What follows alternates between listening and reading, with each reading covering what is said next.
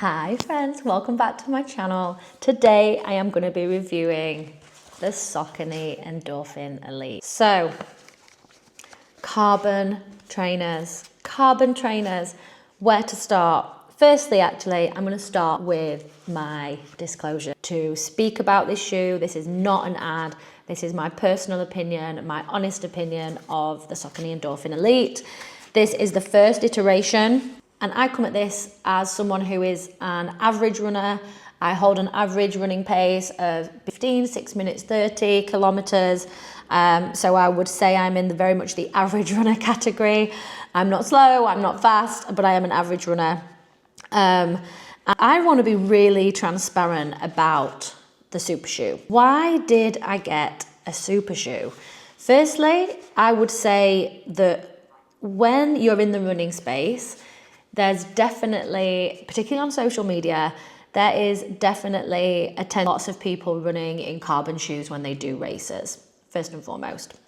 Now, as someone who was new to running, I genuinely thought having a faster shoe that has speed roll and a carbon plate would really help me on race day. Well, what did I learn on race day? First and foremost, I didn't need this shoe, okay? I didn't need this shoe. It's not that I don't like the shoe, but I didn't need it. I think I could have saved £280 by running in probably my training shoe, the On Cloud Monsters that I use throughout my entire training blog. I'm still going to give you a review of this shoe. They are in the white and Vizzy red colorway. Find these online to buy now. You can pick them up in slightly different colorways depending on your retailer and what country you're in. I think this shoe is a beautiful shoe. When I was looking for a carbon plated race day shoe, this just sung to me. I thought it was absolutely beautiful. It came with interchangeable laces and it just looked like the one. I was like, okay, this is going to help me on race day and I'm going to give it a go. That was why I went for this shoe in the first instance. Secondly, it was really well rated by other runners, but those other runners weren't as slow as me. Full disclosure, they weren't as slow as me, and I think you're getting something different out of a carbon shoe than as a slower runner than you are as someone who is up on their toes, springing forward, hitting like fast paces every part of the race. So I want you to bear that in mind. I don't think, my personal opinion, I don't think as an average or slower runner, you need a carbon shoe for race day. Doesn't mean to say that you shouldn't go out and buy one. And I say that because some folks just want to feel good on race day. And if you feel like you've got your super shoes on, do you feel like a superhero? Does it make your race day more enjoyable? Perhaps. Perhaps. And so it's still each to their own, but I want to share with you that having done the marathon and trained my block in my On Cloud Monsters, I would have been just as happy in the Ons.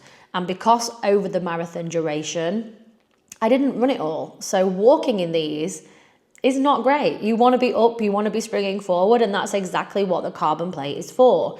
The one thing that is worth noting about super shoes in general, and this is something I've learned more of as I've spent more time in the running space, is that they don't last very long. So they're very, very expensive, but they're designed to be super lightweight. Like there's nothing to them. And with that in mind, like they don't have super thick, like, what's the word, like tread. They don't have super thick tight. There's not a lot to them here. Having raced in them, like once you see like the damage there on that inside, I've done the marathon in these and maybe like 2 training runs because I wanted to make sure they'd be good for the day. So yeah, I haven't done a lot of miles in these, and they're not that I want to do a lot of miles in because they're going to run out and I'm not going to be able to use them on race day when I am fast enough to get the benefit of them. So first and foremost, that was it, how it looked and how I use them. Secondly, how they feel to run in. Honestly, they feel so beautiful to run in when you're running and when you're holding like a good pace. But I would say, like in my rotation now, like for the ultra or a marathon or a half, I would put these back on because I've glassed it. I can hold a better pace now than I could when I was running the marathon. And like my tempo effort is improving and I'm continuing to work on that. So these are probably going to be a shoe that stay in my collection, maybe even unworn for the next year, but they're a trainer that I will come back to when I can truly race like a 10K at maybe, I would say maybe 5-15 kilometer pace or faster for a longer duration. I think you would really start to feel you then. Why do I say that? Well, like I mentioned at the beginning, the super shoes have this carbon plate inside. And that's really what you're paying for, the design, this ability to run and spring. What Saucony say is that this is a speed roll technology. So the foot, you know, kind of naturally moves like this. You can see that in that quite exaggerated curve.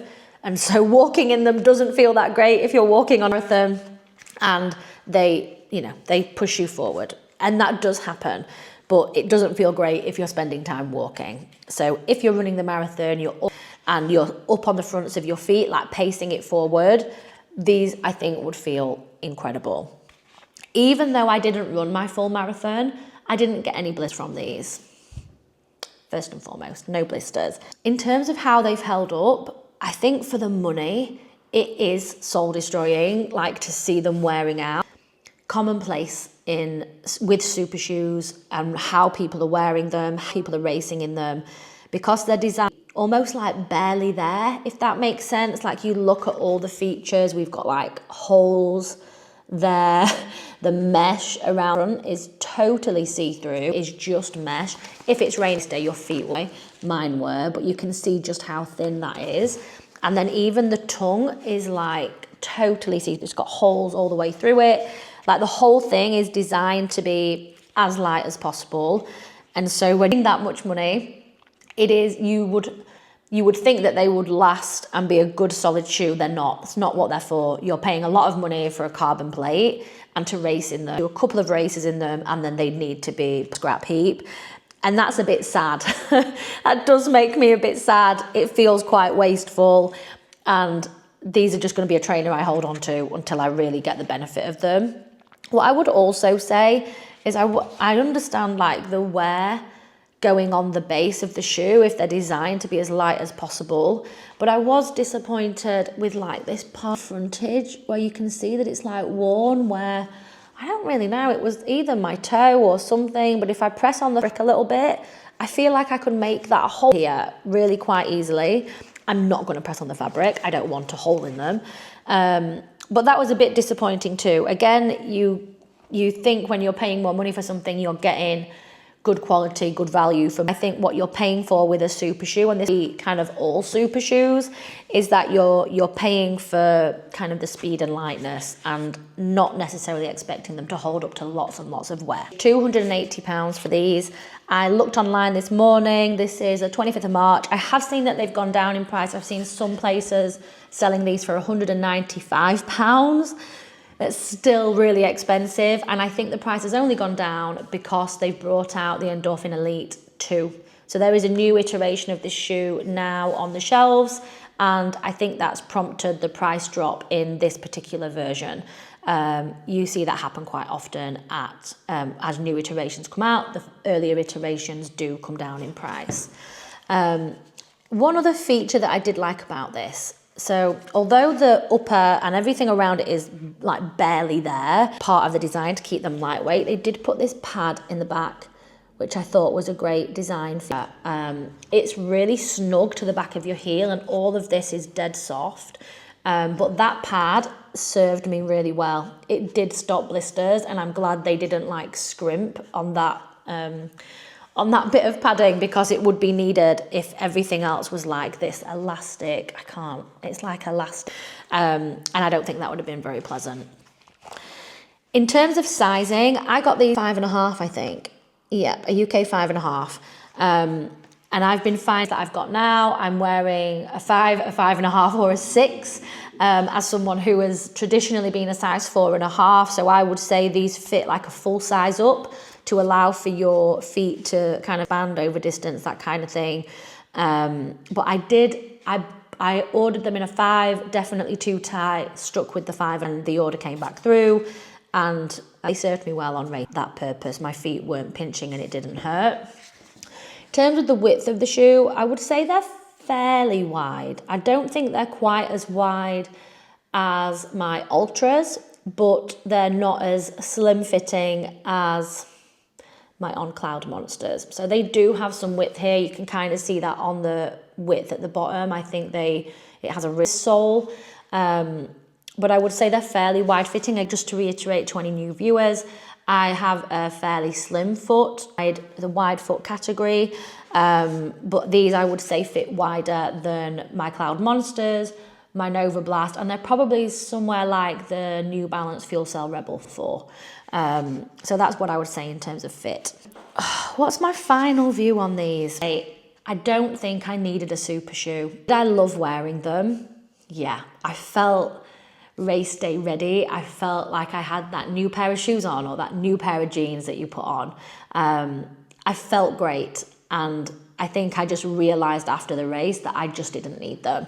But they are a beautiful shoe. I just can't wait to use them again when my racing capability has improved. I think as I say, if I was running with that five something kilometer pace and anything faster than that, honestly, I think these would feel incredible. Feel like you're flying along because they're so light. Like, how light are they actually?